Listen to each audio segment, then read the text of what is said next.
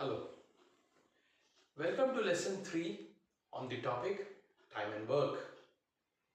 If you remember, so far we have looked at the basic question and alternate ways of presenting the basic question.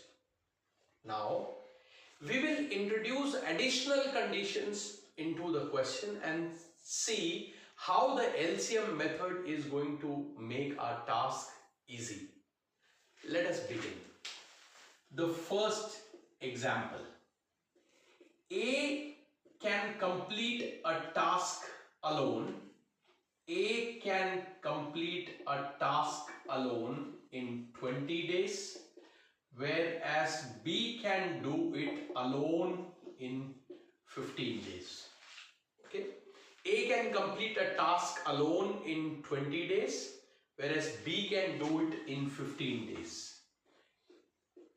A and B started the work together. A and B started the work together, but B left 2 days before completion. Okay. A and B started the work together, but B left 2 days before completion. What are the questions that can be asked? The first is, what is the total time taken? What is the total time taken to finish the work? The second question can be, for how many days did B work? Now, if some of us have been thinking so far that we can always have formula to fall back on to answer the basic questions, from here you will see that it will be not possible, or it will become very difficult to use the formula, right? So, what is the way of doing a question like this? A can do it in 20 days, B can do it in 15 days. What we'll do, we'll take the total work as 60 units. That would lead us to A's efficiency being 3 units per day and B's efficiency being 4 units per day. Both of them put together can do 7 units per day if they are doing it together. Now, what is the question saying? You have to listen very carefully. What is the question saying? The question is saying that for some days, both of them work together. For some days, both of them worked together. This is what we do not know. This is what we have to find out. What happened? 2 days before completion, B decided to go. So who must have worked for the last 2 days? A must have worked for the last 2 days. A worked for the last 2 days. And when all these components were added, it was equal to the total work done, therefore 60 units. You have to listen to this once again. Very quickly we'll do a repetition.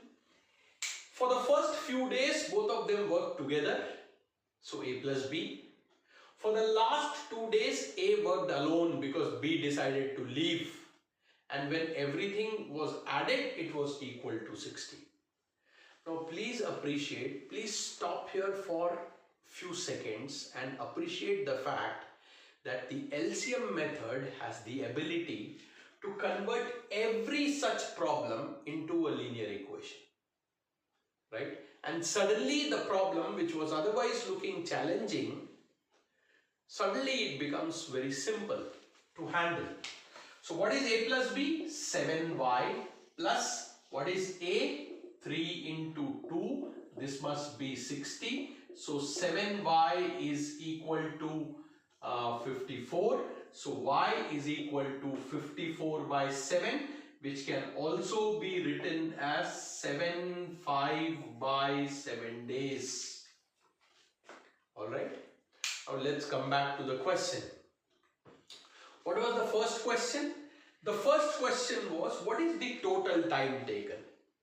Is the total time taken equal to 7/5 by 7 days? No, it is not.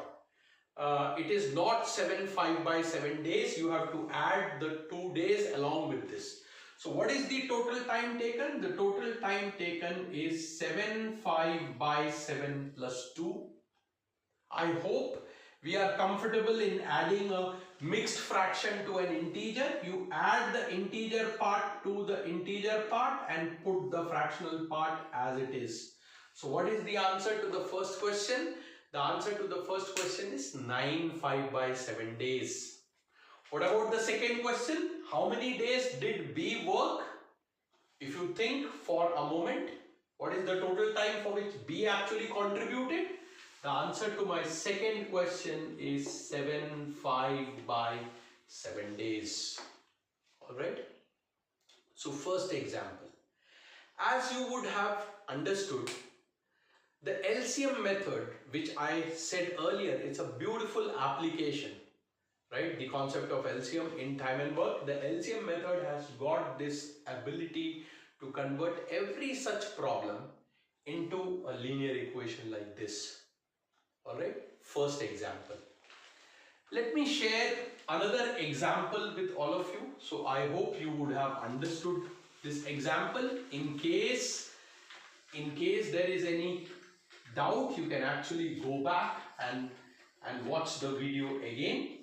But we will now go to the second example.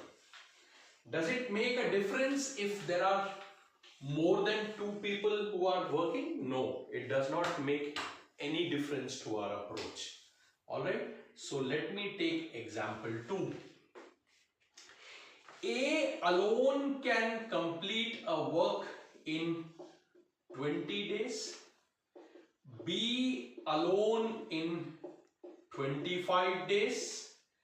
And C alone in 50 days. I would also like to share with you that once you have understood the concept, all these questions are nothing but different stories, different situations, which you have to take it and apply the concept. That's it. So A alone can do a work in 20 days, B alone in 25 days, C alone in 50 days. A and C started the work and were joined by B after 3 days. So I'm just bringing in additional condition just to make all of you comfortable, or rather appreciate the fact that these are just situations. So A and C started the work and were joined by B after 3 days. At the end of the 5th day, A decided to leave. What is the question? If I can take a simple one, what is the total time taken to finish the work? Alright, let me take another part of the same question. What fraction of the total work was done by A? Okay, so what is the total time taken to finish the work? And what fraction of the total work was done by A? Let's look at this question. So what we will do, we will first find out their efficiencies. We'll have to first find out their efficiencies. So if I can write down,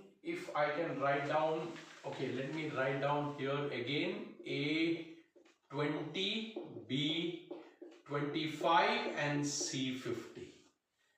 What we'll do, 100 units, so 5 units and then 4 units. How about C? 2 units. Now what is the question? A and C started the work and were joined by B after 3 days. So, for the first 3 days, we had for the first 3 days, we had A and C working. Alright.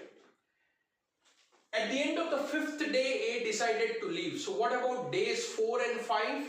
Days 4 and 5, that means for 2 days, days 4 and 5, that means for 2 days, all 3 of them were working. So for 2 days, all 3 of them were working. Plus, then what happened at the end of the 5th day? A decided to leave. So who completed the remaining work? Obviously the remaining work was completed by B and C. How many days they worked? We do not know. For the remaining Y days, B and C worked. And everything put together, mind you, should be equal to 100 units. Okay, I hope you are understanding. Alright, now let's plug in the values. What is A plus C? A plus C is 7. So 3 into 7. What is 2 into, what is A plus B plus C? A plus B plus C is 11 plus Y into, what is B plus C? 6. This is 100. So what do we have? 21 plus 22 plus 6Y as 100. So this is 43, and if it goes this side, this will be 6Y is 57. I hope 100 minus 43 will be 57. Yes, that's right. So 6Y is 57. Y is 57 by 6. 57 by 6. First we'll have to reduce this. This is 3, 1, 3, 3, 9, 19 by 2. And 19 by 2 is nothing but 9, 1 by 2 days. Okay. So what is the first part of the question? The first part of the question is, what is the total time taken? Children, we have to be careful. The first 3 days, the remaining 2 days, and then 9.5 days. 9.5 days. So this is 9, 10, 11 and 14. So how much time did we take to complete the task? 14.5 days. That is the answer to the first question, total time taken. Right? So what is the confidence? The confidence is whatever may be the problem, whatever may be the situation, if I am conceptually clear, I'll be able to do it. Okay? Let's very quickly look at the second part also before we close this lesson.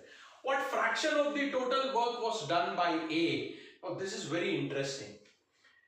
For how many days has A contributed? A has contributed for 5 days. Now, if you allow me to erase this part so that we can have some space. Alright. So, how many days has A contributed? He has contributed for 5 days. Now, in 5 days, A has contributed at the rate of 5 units per day. So that means A has contributed 25 units out of the total 100 units. So what is the second question? The second question is, what fraction of the total work has been done by A? It can be very clearly seen that A has done 1/4 of the total work. A has contributed 1/4 of the total work. So we come to an end of this lesson. I hope these two examples would have made the concept and its application very clear to all of you. Thank you.